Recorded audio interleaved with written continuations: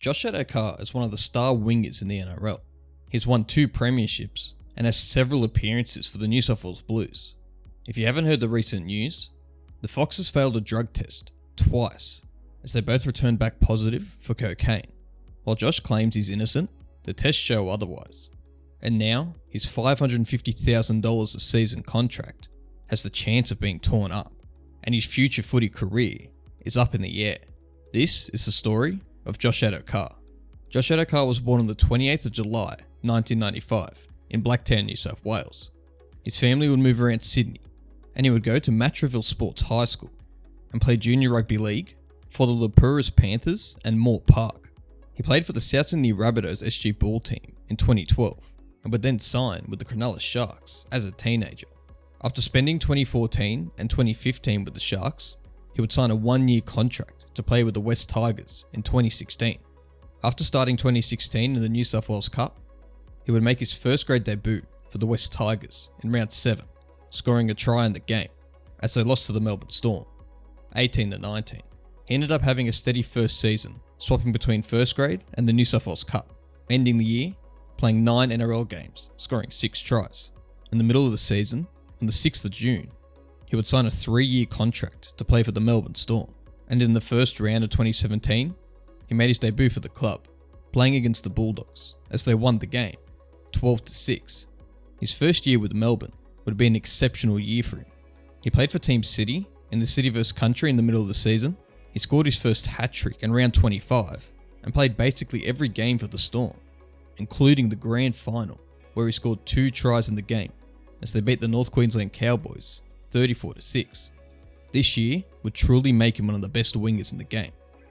He played 27 games this season, scoring 23 tries. In 2018, he started the year off with the Storm's World Club Challenge as they beat the Leeds Rhinos 38-4. With the Fox scoring 2 tries in the first round of the regular season, the year looked like it was going to be another great one for him.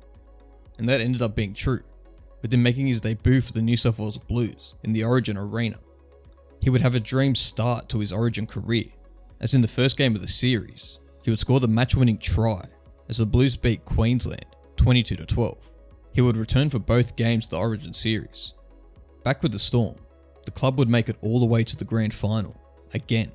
This time, they lost to the Roosters, 6-21.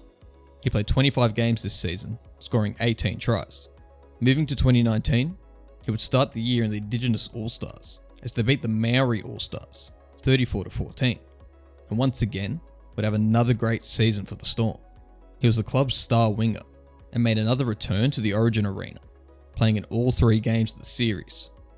Melbourne would make the finals again, but this time they would lose in the preliminary final to the Roosters, 6-14, falling 1 game short of the grand final. At the end of the year, he even made his international debut for Australia.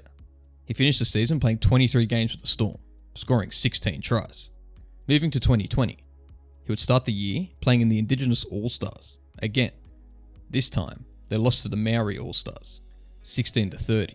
On the 27th of April, Josh would face his first bit of controversy as he broke strict lockdown protocols during the COVID-19 pandemic.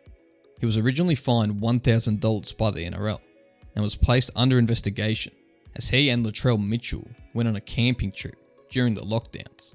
He even posted a video on his Instagram where he fired a gun on the trip.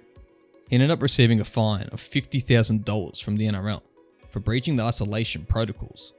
Back on the footy field, he had another steady season for the Melbourne Storm and played all the way up until round 19.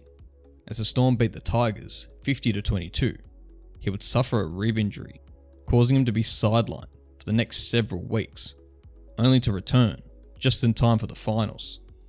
He returned in the qualifying final as the Storm beat the Eels 36-24. Melbourne would make the grand final again, this time beating the Penrith Panthers 26-20. He would also return to the Origin Arena this year, playing in all 3 games. Due to the COVID lockdowns, the series was played at the end of the year. He played 21 games this year, scoring 16 tries. 2021 would be very similar for the Fox, playing regularly for the Storm and played for the New South Wales Blues again in all 3 games of the series. In round 9, he would score 6 tries in the match as the Storm beat the Bunnies 50-0. Melbourne would play finals footy again, this time losing to the Panthers in the preliminary finals, 6-10. He played 22 games this season, scoring 23 tries. 2022 would see the Fox move to the Canterbury Bulldogs, debuting for the club in round 1 as they beat the Cowboys 6-4. He would score his first try for the club in round 6, scored a double in round 7, and even scored a hat-trick in round 14 as the Bulldogs beat the Eels 34-4. Josh didn't make a return to the Origin Arena this year, and the Dogs didn't have a great season, finishing the year in 12th on the ladder. He ended the year playing for Australia in the Prime Minister's 13 and the World Cup.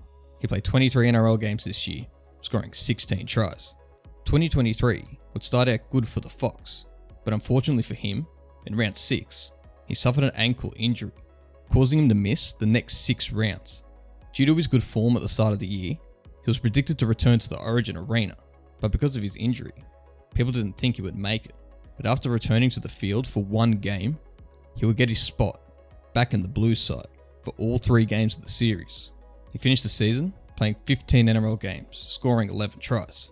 Now, for 2024, he started the year in the Indigenous All-Stars, and things were to turn around for the Bulldogs, as the club started to get some momentum with wins.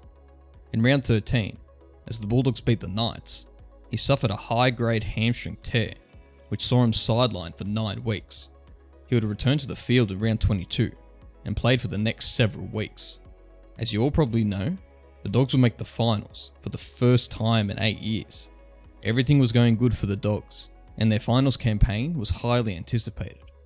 But not even 1 week before the finals game, on the 10th of September, it was revealed that the Fox got himself into trouble. He was pulled over for a random breath test and drug test, and ended up failing the drug test. The Fox would take a second test for further analysis, and this story started to hit the media. Because of this, Josh stood himself down from playing in the Bulldogs' first finals game in 8 years. The second drug test came back positive for cocaine. The Fox was then hit with a driving suspension for 3 months and paid a $382 fine without a fuss. Josh claims that he didn't take any drugs knowingly and claims that he's innocent. Most people think that him copping the punishment without any pushback is a type of guilty plea in itself. With this incident happening, there's been a lot of speculation whether if Josh will stay with the Bulldogs for next year. The NRL Integrity Unit is investigating the matter themselves, and they will determine if Josh will be punished any further. When Gus Gould was asked whether Josh would be terminated from the Bulldogs, he said, "I think it's too early to say. At the end of the day, we'll do what we think is in the best long-term interest of the club. It's that simple, and all the players understand that. Club first, team second, individual third." Gus also mentions that there are too many contradictions in Josh's story, so it's likely in the coming few weeks we will find out the Fox's future.